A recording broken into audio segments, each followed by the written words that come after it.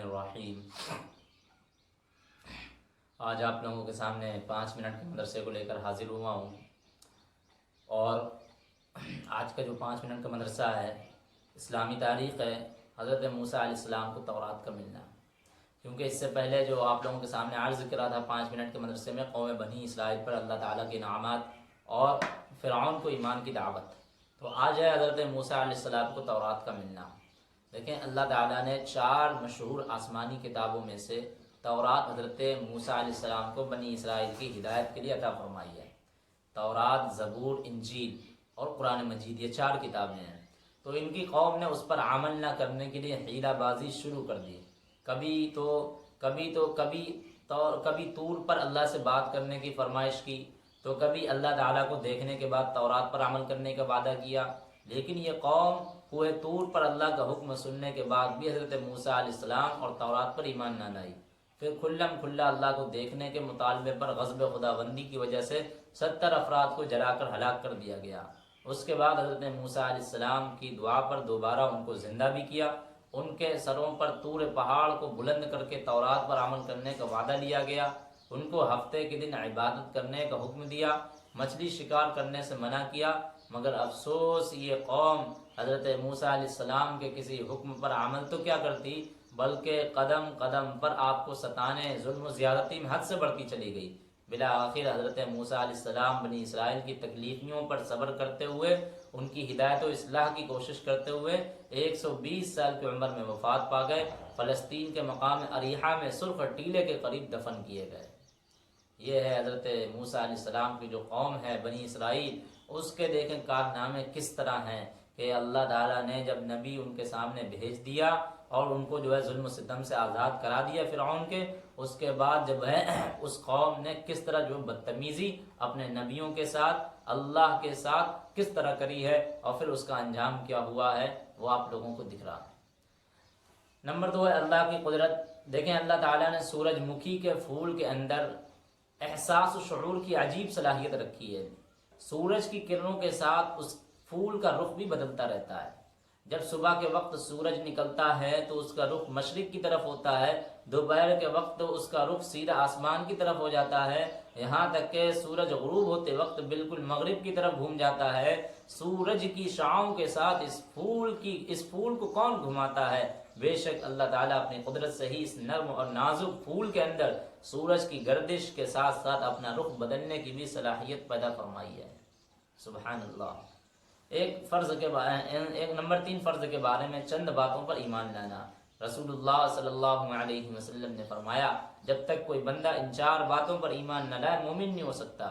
اس بات کی گواہی دے کہ اللہ کے علاوہ کوئی عبادت کے لائق نہیں، اس کی بھی گواہی دے کہ میں اللہ کا رسول ہوں، اس نے مجھے حق کے ساتھ بھیجا ہے، مرنے اور پھر دوبارہ زندہ ہونے کا یقین رکھے اور تقدیر پر ایمان لائے۔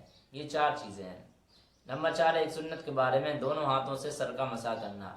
حضرت عبداللہ بن زید رضی اللہ عنہ بیان کرتے ہیں کہ رسول اللہ صلی اللہ علیہ وسلم نے دونوں ہاتھوں سے سر کا مسح کیا اس طرح۔ نمبر 5 ایک اہم عمل کی فضیلت۔ رسول اللہ صلی اللہ علیہ وسلم نے فرمایا، جو شخص سچی طلب کے ساتھ اللہ تعالیٰ سے شہادت کی موت مانگتا ہے تو اللہ تعالیٰ اسے شہداء کے درجے تک پہنچا دیتا ہے، چاہے وہ اپنے بستر ہی پر مرا ہو۔ نمبر 6 ایک گناہ کے بارے میں۔ رسول اللہ صلی اللہ علیہ وسلم نے فرمایا، جس نے اجنبی عورت سے مصافحہ کیا تو قیامت کے دن وہ اس حالت میں آئے گا کہ اس کے دونوں ہاتھ اس کی گردن سے جکڑے ہوں گے۔ اللہ اکبر۔ اس کے دونوں ہاتھ اس کی گردن سے جکڑے ہوں گے، اور پھر اس کے حق میں جہنم کا فیصلہ ہوگا۔ اگر اس سے ناجائز بات چیت کی ہے تو قیامت کے دن بات کے ہر جملے کے بدلے اس کو 1000 سال جہنم میں قید کیا جائے گا۔ الامان والحفیظ، ہم بہت گنہگار ہیں۔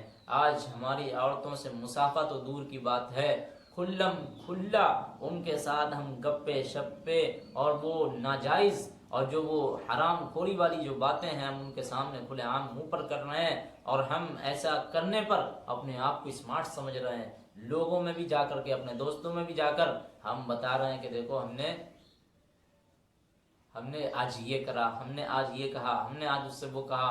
اللہ اکبر۔ کبھی سوچ لیے ہوتے کہ اس حالت میں اگر کسی نے مصافحہ کیا، دور کی بات ہے بات کرنا، مسافہ بھی کیا تو وہ اس حالت میں آئے گا کہ اس کے دونوں ہاتھ اس کی گردن سے جکڑے ہوئے ہوں گے۔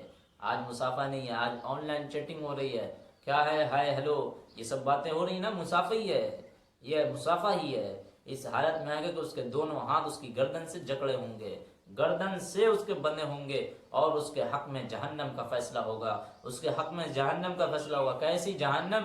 جس کی آگ جو ہے اس دنیا کی 70 گنی سے زیادہ ہے، جس کی آگ 70 گنا زیادہ ہے، یعنی اس دنیا کی آگ سے 69 زیادہ گنا درجے کی وہ آگ ہے۔ ایسی آگ میں ہمارا اس کا فیصلہ ہو جائے گا، اور اگر اس سے ناجائز بات چیت کی ہے تو قیامت کے دن ہر جملے میں، ہر حرف کے بدلے میں اس کو 1000 سال جہنم میں قید کیا جائے گا۔ اللہ اکبر! یہ ہم آج نہیں سوچتے ہیں، یہ ہم نوجوانوں کو اس گناہ سے بچنا چاہیے۔ کیسا یہ زبردست گناہ ہے کہ ہم اس کے، کیسا جو اتنا قباحت والا گناہ ہے کہ بات کرنے کے جرم میں بھی جو ہے 1000 سال جہنم میں قید کیا جائے گا، اور ہم پورا دن فری ہو کر کے باتیں کر رہے ہیں، پورا دن اس کے ساتھ ناجائز اور بے حیائی والی باتیں کر رہے ہیں جو کہ حیا کے خلاف ہے۔ نمبر 7، دنیا کے بارے میں، دنیا کی عمارتیں۔ رسول اللہ صلی اللہ علیہ وسلم ایک مرتبہ ایک گنبد والی عمارت کے پاس سے گزرے تو فرمایا یہ کس نے بنایا ہے؟ لوگوں نے بتایا کہ فلاں شخص نے۔ تو فرمایا قیامت کے دن مسجد کے علاوہ ہر عمارت صاحب عمارت کے لیے وبال ہوگی۔ تو اس لیے یاد رکھو، ہم جو ہے کوئی بھی اگر عمارت بنوا رہے ہیں، مسجد کے علاوہ ہر عمارت صاحب عمارت کے لیے وبال ہوگی۔ نمبر 8 ہے آخرت کے بارے میں، نیک لوگ جنت میں رہیں گے۔ قرآن میں اللہ تعالیٰ فرماتا ہے جو لوگ نیک بخت ہوں گے وہ ہمیشہ جنت میں رہیں گے۔ طب نبوی سے علاج، دل کی کمزوری اور رنج و غم کا علاج۔ حضرت عائشہ رضی اللہ عنہا فرماتی ہیں کہ رسول اللہ صلی اللہ علیہ وسلم کے گھر والوں میں سے جب کسی کو بخار آ جاتا تو آپ صلی اللہ علیہ وسلم حریرہ استعمال کرنے کا حکم دیتے، اور فرماتے کہ یہ رنجیدہ آدمی کے دل کو قوت دیتا ہے، اور بیمار کے دل سے رنج و غم کو اس طرح دور کرتا ہے جس طرح تم پانی سے اپنے چہرے کے میل کچیل کو دور کرتے ہو۔ تو فائدہ، جو کے آٹے کو بھون کر کے اس میں گھی، میوے، شکر ڈال کر پکایا جاتا ہے جس کو حریرہ کہتے ہیں۔ جو کے آٹے کو بھون کر کے جس میں میوے ڈال کر کے گھی میوے سے وہ جو پکایا جاتا ہے جس کو حریرہ کہتے ہیں، یہ حریرہ آدمی کو جو ہے، آدمی کے دل کو بھی قوت بخشتا ہے، رنجیدہ آدمی کو، اور جب بخار آتا ہے تو یہ اس کے لیے بھی فائدہ مند ہے۔ تو نمبر 10 ہے قرآن کی نصیحت۔ قرآن میں اللہ تعالیٰ فرماتا ہے مجھ کو تم نعمتوں پر یاد کرو، میں تم کو یاد رکھوں گا، میرے احسانات کا شکریہ ادا کرتے رہو، میری نافرمانی نہ کیا کرو۔ اللہ تعالیٰ ہم تمام لوگوں کو اپنا شکر گزار بندہ بنائے، اور جو اجنبی عورتوں سے اور جو ہے نامحرم عورتوں سے بات چیت کرنے سے ہم لوگوں کی حفاظت فرمائے، اور ہم لوگوں کو جو ہے اللہ اور اس کے رسول پر، اپنی سنت، اللہ کے رسول کی سنتوں پر عمل کرنے کی توفیق عطا فرمائے۔ جس طرح بنی اسرائیل تھے اس طرح ہم لوگوں کی حفاظت فرمائے، اس طرح بننے سے اللہ تعالیٰ ہم تمام لوگوں کو کہنے سننے سے عمل کرنے کی توفیق عطا فرمائے، آمین۔